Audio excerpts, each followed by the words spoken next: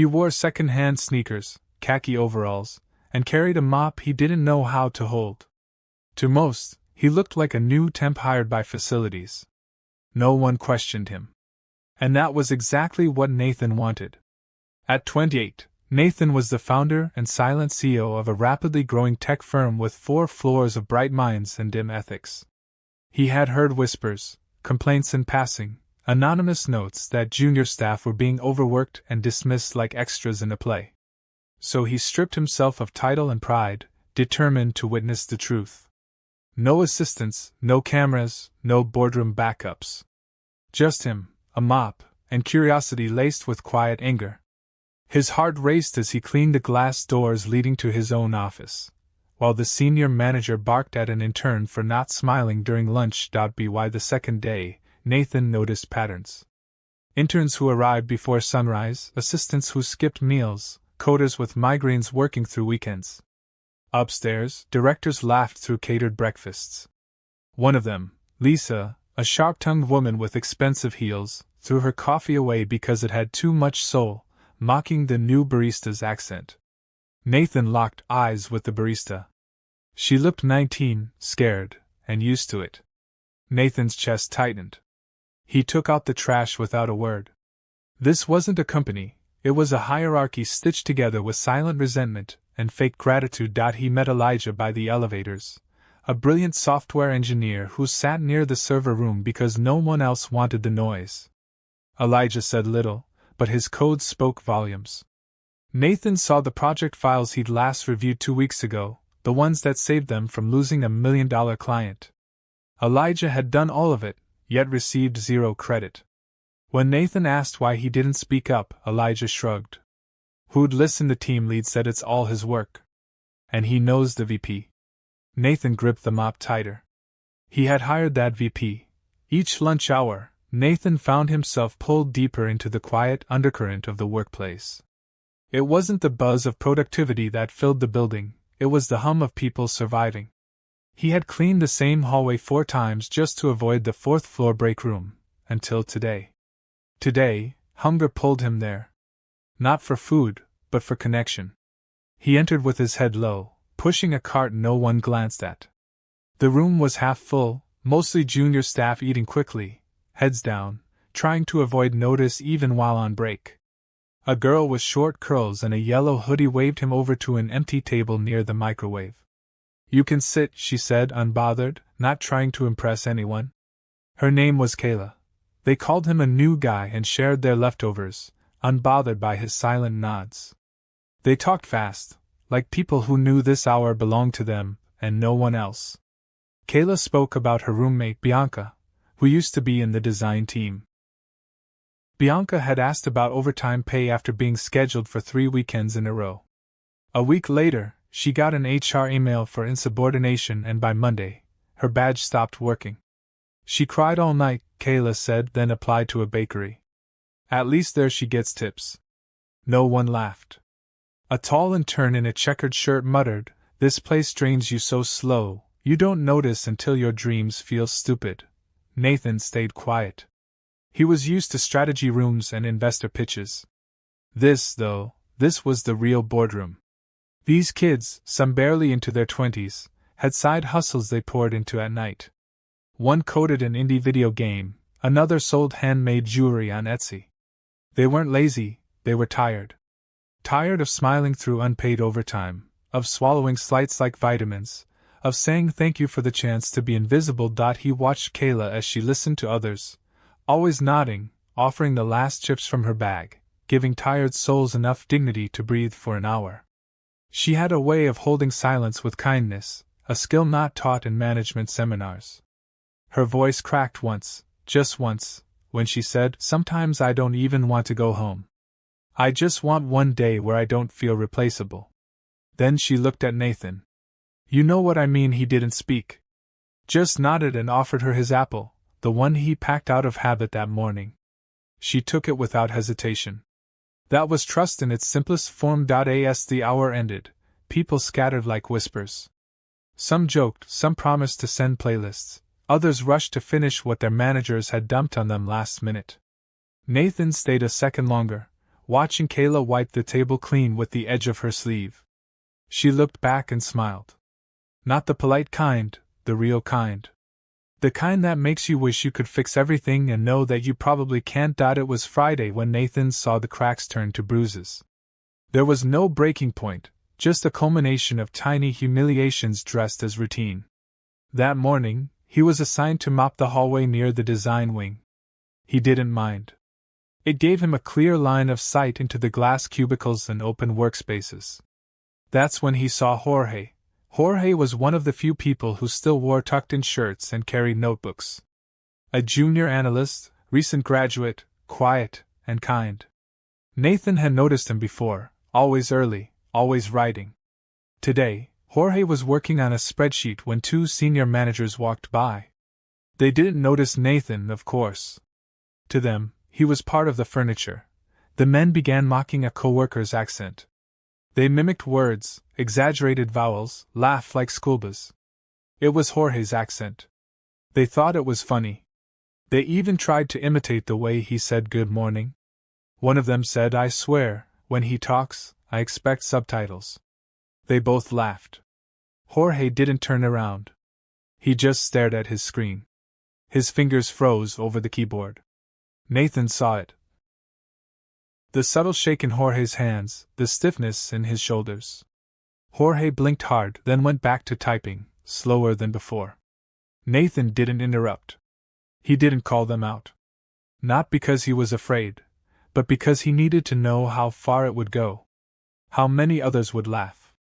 No one did. But no one stopped them either. That's what hurt the most. The silence. The way people pretended not to hear. Not because they agreed, but because they feared they'd be next. That evening, Nathan stayed late, pretending to sanitize the vending machines. Jorge passed by again. His laptop bag sagged on his shoulder, and his laces were untied. He looked defeated, like someone who hadn't just had a bad day, but a pattern of days that all blurred into one long, invisible dismissal. Nathan almost said something. Almost reached out. But the words caught in his throat. He wasn't supposed to know him. Not yet. Back at his penthouse, Nathan sat on the edge of his expensive leather couch, still in uniform. He replayed the laughter, the mockery, the quiet pain on Jorge's face. He thought about Kayla's trembling voice, Elijah's shrugged resignation, June's buried report. He had built this company to be different. To be better. Yet somewhere along the way, he had become too distant, too insulated by filtered reports and presentation slides. The building looked shiny from the outside, but inside, it was bleeding. Nathan understood then that silence is its own kind of betrayal.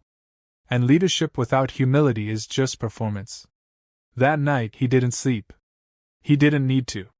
Because for the first time in years, he wasn't chasing profits or prestige. He was chasing accountability. And it began with facing everything he had chosen not to see. By Monday, Nathan began keeping a journal.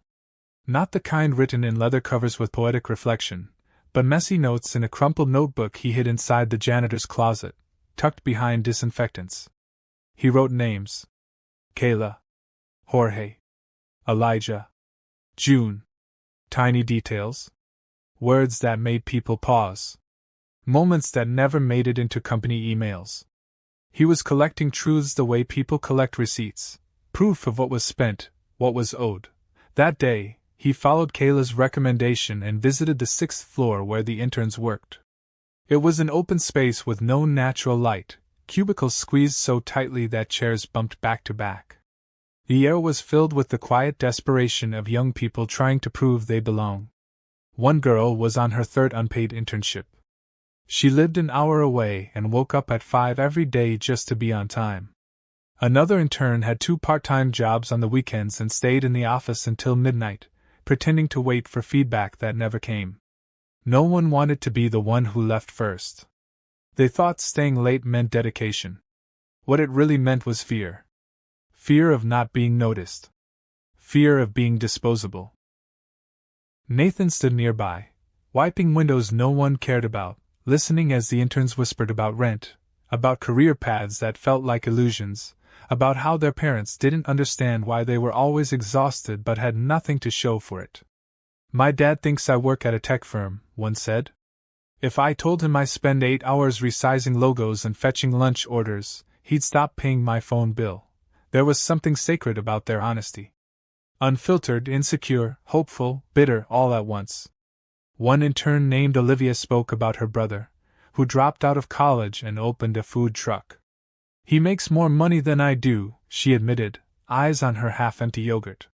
"Sometimes I think he's smarter than me for quitting early." Nathan watched her pick at the label on her cup. She didn't say it for pity. She said it because she needed to say it out loud, to someone, anyone.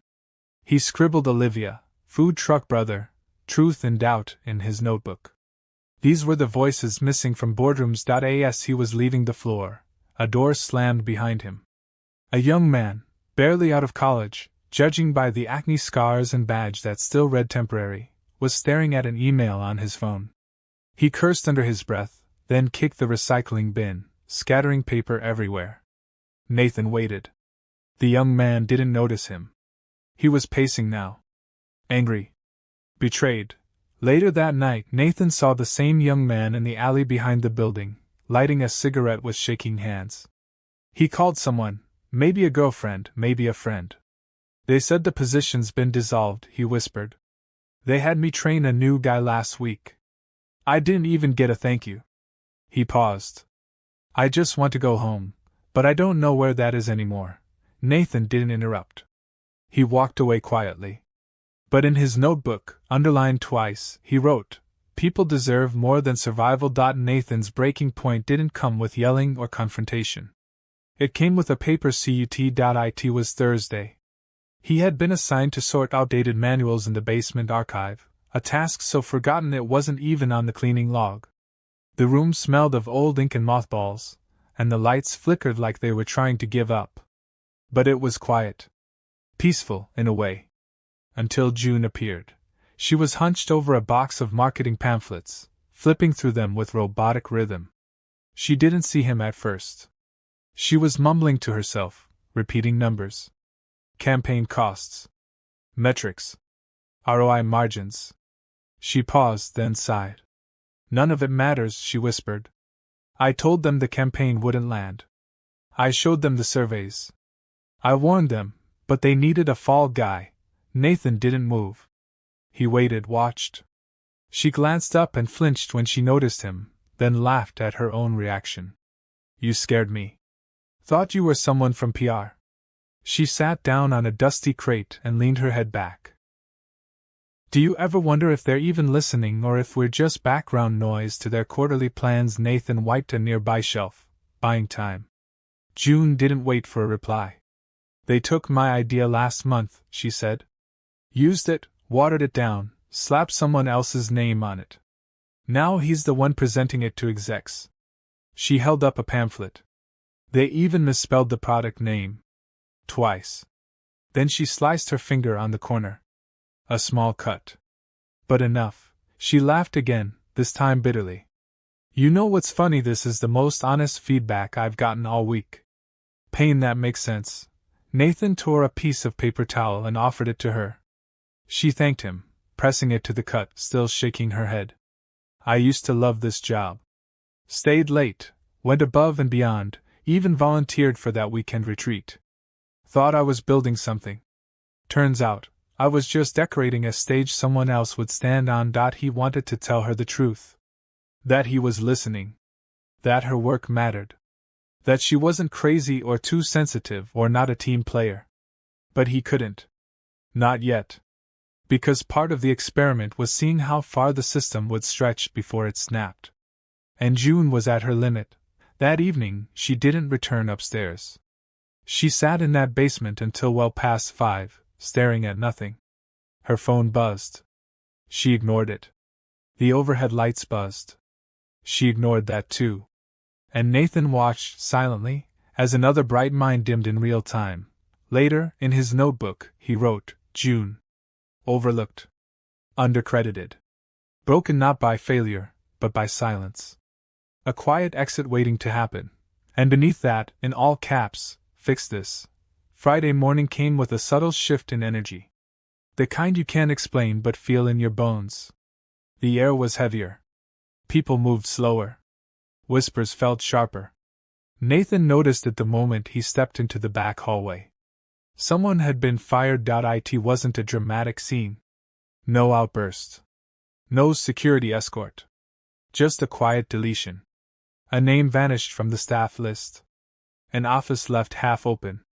A monitor turned off. The coffee mug still sat on the desk. That's how he knew it wasn't expected. The person thought they'd be back on Monday. He lingered by the break room, cleaning the counters while eavesdropping on 2 junior associates. They cut Elijah, one of them said, biting her lip. No warning. No meeting. Just gone. The other frowned. He was here until 9 last night. Said he finally got that client to sign the deal. A pause. Guess that wasn't enough. Nathan tightened his grip on the sponge. Elijah. He remembered him. Tall, polite, the kind of guy who thanked the janitor and knew everyone's name. He once helped Nathan fix the vending machine when it jammed. Said he used to work retail in college, understood how frustrating little things could be. Now he was just gone. Later that day, Nathan saw Elijah by the parking lot gate, stuffing papers into a worn backpack. He didn't look angry. Just numb. The kind of numb that comes after too many disappointments stacked in a row. A friend from another department approached him, whispered something that sounded like, "You deserve better." Elijah shrugged. Nathan walked by, pretending to sweep. Their eyes met. Elijah gave a faint smile. One day you wake up and realize showing up early and staying late doesn't mean you're safe, he said, voice low. They don't remember who fought for the win, only who stood in front of the camera. He reached into his bag, pulled out a thank you card, and dropped it in the trash. Wrote this for my manager last week. Thought I'd give it to him today. Guess it's outdated. He chuckled, then shook his head. I spent 4 years in this company. Never once called in sick. Never once missed a deadline. And now I'm a cautionary tale. Nathan stood still, letting that sentence echo in the space between them. Elijah's hands were trembling, but his face remained composed. Tell whoever's in charge, he said, that loyalty shouldn't feel like gambling. Then he walked away.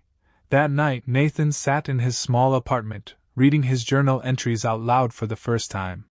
Elijah's story joined the others: Kayla, June, Olivia. Each name was a thread, tangled but real. He couldn't fix everything. But he couldn't stay silent either. Under Elijah's name, he wrote, rewarded with silence. Loyalty mistaken for luck. Let go without gratitude, and then, in ink that smudged slightly from his grip, they are not statistics. They are the company. By the time the second week rolled in, Nathan was no longer invisible. Not in the way he used to be. People still didn't recognize him as the founder, but they started noticing him. The janitor who listened, who nodded, who asked how your day was and meant it began with Jorge, a floor supervisor whose voice used to carry like thunder. On Monday, Jorge stopped Nathan near the service elevator. You're new, right? He asked, squinting. Nathan nodded. You clean the hallway near HR. Another nod. Jorge hesitated. Do me a favor. If you hear anything about layoffs, real talk, not email fluff, can you let me know? Nathan blinked. Why? Jorge sighed. Because they don't tell us until the last second. And I've got twins starting school next month. He rubbed his temple. I've trained 3 people above me who now outrank me. I know how this place works. I just need a head start. Nathan said nothing. Just offered a quiet I'll keep an ear out. But it shook him. The hierarchy he built, on performance, trust, resilience, wasn't protecting anyone. Not even the ones who stayed the longest. The same day, Kayla found him near the printers and offered him a sandwich. You always look busy, she said. Figured you might skip lunch. It wasn't about food. It was about connection. A silent acknowledgement that he saw her, and she saw him too. That evening, as Nathan pushed his cart through the dimmed marketing floor, he overheard something unexpected. June. She was on a call. Her voice was calm, but there was steel beneath it. "No, I'm not staying silent this time," she said. "If they want someone to present next quarter's deck, they can use the person who took credit for it. I'm done babysitting egos." Nathan paused. For the first time, she sounded like someone reclaiming something. He wanted to cheer for her. But he also felt guilt. Because she was fighting a system he created. In the notebook, he wrote, "Jorge, cornered loyalty. Counting weeks, not years. Kayla, kindness without demand. June, fire beneath the dust." He closed the notebook slowly. This wasn't just about corporate culture anymore. This was about people waking up, one by one, realizing their worth wasn't tied to a title or a salary band. And for the first time in months, Nathan didn't feel angry. He felt responsible. It was supposed to be a quiet Tuesday. Nothing big on the calendar. No deadlines looming. Just a regular day in the cycle. But something subtle had shifted. Nathan noticed it the moment he stepped onto the 5th floor. The air felt like it was holding its breath. In the hallway near the client pitch rooms, he saw June again. She wasn't yelling. She wasn't even talking. She was sitting on the floor, back against the wall, eyes closed. Her blazer folded neatly beside her, phone resting face down. It wasn't the image of someone defeated. It was someone exhausted by being strong too long. He passed by silently, pretending to mop the floor. She didn't open her eyes, but she whispered, "If you tell anyone, I'll deny it." Nathan paused. "I didn't see anything." She gave a tired smile. Good man. Moments like that became his new education. Learning what pressure looks like when no one's watching. Watching how ambition bends people. How some adapt, some crack, and others simply go numb. Later that afternoon, he overheard a meeting in one of the side rooms. Glass walls so they couldn't hide. A manager, a new one, younger than most of the team he led, was talking about restructuring. "We don't need 4 people doing what 2 could do," he said, flipping through a chart. "If they want to keep their jobs, they better show me something by next Friday." The others in the room didn't protest. Just took notes. That's what scared Nathan the most. The quiet acceptance. Not from weakness, but because they'd been taught that speaking up was dangerous. He stood there with his mop, staring through the glass. No one noticed him. Not the new manager. Not the analyst pretending to agree. Not the intern nervously nodding, trying to stay invisible. He felt a pit grow in his stomach. The kind you get when you realize the machine you built is now operating without you, and it's hungry. That night, he updated his journal. June, carries silence like armor. New manager, style over substance. Confident but disconnected. Team, resigned obedience. Hope stretched thin, and then he added something new. A question. How long can people give more than they're paid for before they lose the will to try? Because that was what he was seeing. Not just burnout. Not just office politics. But the slow erosion of dignity. One skipped lunch. One ignored idea. One unacknowledged effort at a time. 3 weeks in, Nathan had seen enough to know his company was still surviving, but no longer living. There was no soul in the rhythm anymore. Just motion. People showed up, clocked in, smiled through meetings, and quietly unraveled the second they were alone. It wasn't chaos. It was worse. It was numbness. But amidst that numbness, small fires kept burning. You just had to know where to look, like Olivia. She worked in procurement. Barely spoken about outside her team. Always dressed neatly, always on time, always polite. Most of the managers barely remembered her name. But Nathan noticed something no one else did. Olivia knew everything. She was the connective tissue. She remembered birthdays. She kept track of project overlaps. She helped interns figure out where the printers were. And yet, she was left out of every important decision. He saw her one afternoon, holding a budget sheet that had clearly been marked up by someone higher up. Her face was blank. Her hands tight fists. When he asked softly, "You okay?" she exhaled slowly and said, "It's funny. I fixed this mistake 3 weeks ago. They just reintroduced it, and now they're asking me to fix it again." Then she smiled in that sharp, sad way people do when they've grown used to being overlooked.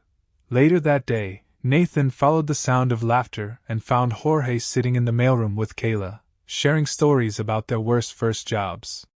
"I once worked at a gas station where the manager kept the AC remote locked in his office," Jorge was saying. "Said sweating was part of the grind." Kayla laughed. "At least you got AC. My first job was at a bakery where the ovens never shut off. I used to go home smelling like burnt sugar and regret. They were tired. But they hadn't lost their humor. And somehow, that gave Nathan hope. He spent the rest of the evening writing furiously. Olivia, the overlooked foundation. Quiet power.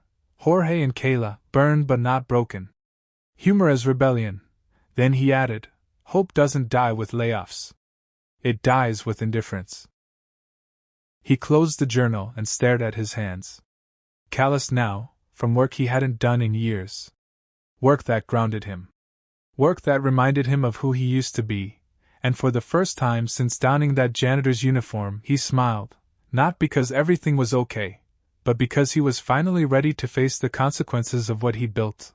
And maybe, just maybe, begin to fix it.By the fourth week, Nathan could walk the hallways with his mop and no one even glanced twice.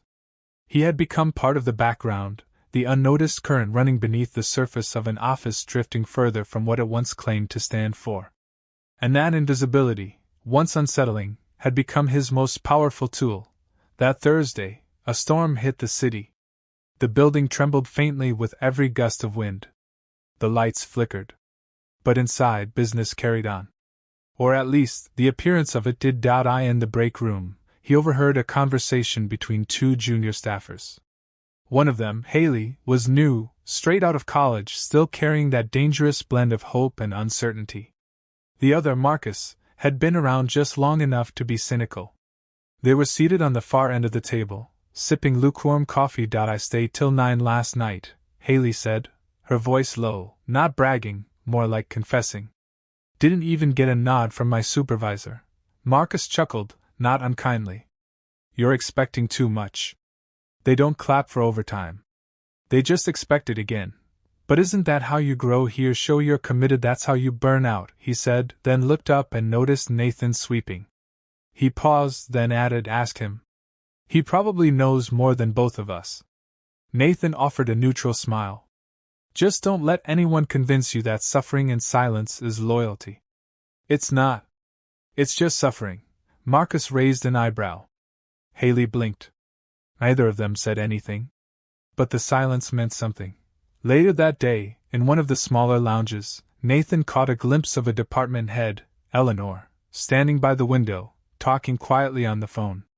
She was well respected, not warm, but fair. Everyone said she was the reason her team still had any sense of direction. But in that moment, Nathan saw something cracked. "I know, Dad," she whispered, voice trembling. I can't come this weekend. I've got quarterly reports," and she paused. I know you're tired of excuses. I'm tired too." She hung up and didn't move for a while. Just stood there, looking out at the rain. That night, in his journal, Nathan wrote, "Haley, hope still soft around the edges. Marcus, armor forged too early. Eleanor, carrying too much. Forgotten how to set it down." He wrote until his hand cramped. "Every person here is running 2 lives. The one their job demands and the one they quietly mourn for." He stopped short of judgment. This wasn't about who was right or wrong anymore. It was about the subtle violence of indifference. The way people get reduced to outputs. The way compassion becomes optional. He reread what he had written, then crossed out one line. Not because it wasn't true. Because it was too true. It was Friday evening when everything started to unravel. Not with an explosion. Not with any announcement. Just a miscalculation. An email sent to the wrong recipient. It was a team lead's message to HR, naming several staff for potential downsizing, names that weren't supposed to be shared yet. But they were. And they spread like wildfire. Nathan heard about it from Kayla, who had been crying in the stairwell. "They said my position's redundant," she whispered, her voice thin like paper. "I trained 2 interns last month, and now they're saying they don't need." Mayhay sat beside her, still in his janitor's uniform. Did they say anything else? She laughed bitterly. Just to collect my things Monday. No meeting. No explanation. Others were whispering too. A wave of fears swept through the office, disguised as coffee breaks and nervous laughter. Olivia hadn't been named, but she looked like she'd already packed up in her mind. Jorge was pacing near the lockers, punching numbers into a calculator. Rent's due next week, he muttered. Of course it is. Nathan walked the hallways slowly, absorbing the air like it was part of a different world now. He had created this place with good intentions. He had once dreamed it would become a place where people could grow, not grind themselves down. But somehow, efficiency had replaced empathy. Metrics had replaced meaning. And now it was collapsing, not because of bad business, but because the people who made the business work were being treated like they were disposable. He watched Eleanor confront the HR manager near the elevators. You didn't even warn us, she said. I would have fought for them, the manager shrugged. It came from above. Nothing I could do. Nathan stood nearby, mopping the floor. No one noticed him. But he noticed everything. Later that night, he sat in his small apartment, journal in his lap. Kayla, discarded like a receipt. Jorge, too tired to be angry. Olivia, bracing for the fall. Eleanor, angry at herself for not seeing it sooner. Then he wrote, I built something I can't recognize anymore. I thought giving people jobs was enough. I never thought to protect their dignity. He stared at that sentence for a long time. It felt like the truth. And the beginning of something else. Because if no one else was going to say something, maybe he had to. Not as the boss. Not as the cleaner. But as a human being who had finally learned what it meant to be part of the company he owned. By Monday morning, the office felt colder than usual. The fluorescent lights buzzed above quiet cubicles. There was no laughter, no casual chatter by the coffee machine. Just the rustle of papers, the soft clicking of keyboards, and the weight of everything left unsaid. Nathan walked in early. Not in his usual disguise, not this time. He came in wearing a plain white shirt and dark jeans, with a messenger bag over his shoulder, still humble but no longer anonymous. He wasn't trying to hide anymore. He passed by Kayla's empty desk and paused for a moment. A post-it note was still stuck to her monitor, don't forget to drink water. Even in leaving, she had left behind care. He moved toward the center of the office. His face wasn't unfamiliar, but his presence was out of place. A few people looked up, then did a double take. Olivia was the first to speak. Wait, you're... Nathan nodded once. Nathan Ellis. Murmurs spread like ripples across the room. Marcus dropped his pen. Jorge stood slowly. Eleanor walked out from her office, stunned. He climbed onto the platform usually reserved for quarterly updates and sponsor presentations. But today, there were no slides, no charts, no numbers. Just him and everything he had held in for too long. I started this company in a borrowed garage, he said. Back then, I cleaned the floors, delivered lunch, handled every invoice, every client. It wasn't pretty, but it was mine. And it mattered because every person who joined believed we were building something worth caring about. People listened. Really listened. Some leaned forward. Others stopped pretending to work. But somewhere along the way, he continued, I stopped seeing what mattered. I got caught up in growth, in reports, in projections. And I started to trust systems more than people. I thought culture was something you write in a handbook. I was wrong. He glanced at Jorge, at Olivia, at Haley who stood near the corner, wide-eyed. I spent the last few months here, dressed as someone I used to be. A cleaner. To understand what I forgot. And what I saw wasn't just poor management. It was loss. Of trust. Of kindness. Of purpose. There was a silence that didn't need to be filled. I saw people doing extra hours with no recognition. People breaking quietly, still showing up. People holding this place together while leadership looked the other way. That ends now. He reached into his bag and pulled out a stack of letters. These are not just apology letters. They're offers. Reinstatements. Raises. Conversations that should have happened months ago. Kayla wasn't there to hear it. But everyone else was.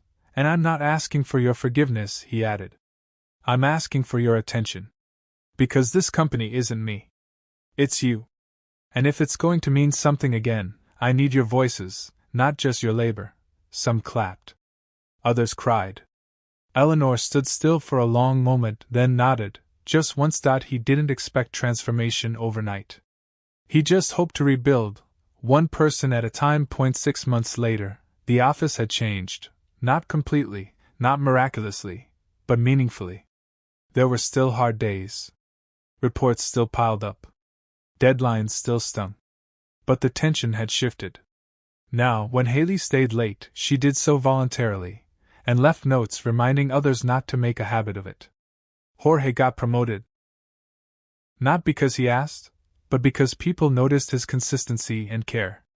Olivia started mentoring new hires, showing them around with quiet pride. She laughed more. Smiled more. And for the first time in years, she said she actually looked forward to Mondays. Eleanor and Nathan worked closely now, not as superior and subordinate, but as two leaders reshaping something bigger than themselves. Eleanor had insisted on hosting monthly open forums. No PowerPoints, no filters. Just questions and truths. The office walls got a fresh coat of paint. The break room got new furniture. But it wasn't the furniture that mattered.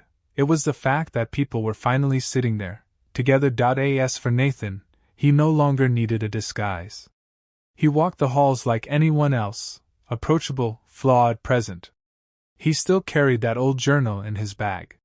Sometimes, during quieter hours, he would sit by the window and flip through it. One page stood out. I built something I couldn't recognize. But I lost something I finally found again. He had found it in Marcus's sarcasm. In Kayla's quiet strength. In Eleanor's tired fight. In the anonymous kindnesses and the small rebellions. In a place where dignity had once been stripped, now being restored. And more than anything, he realized he hadn't been pretending to be a cleaner. He had just been remembering what it meant to be human. Because leadership, at its core, wasn't about titles.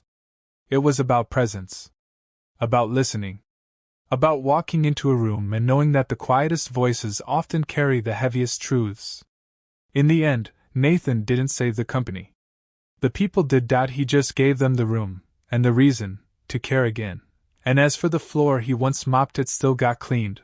But now, people picked up after themselves. Because sometimes, change starts small. Sometimes, it starts with a mop, a mask, and the courage to see the truth, even when it's covered in dust.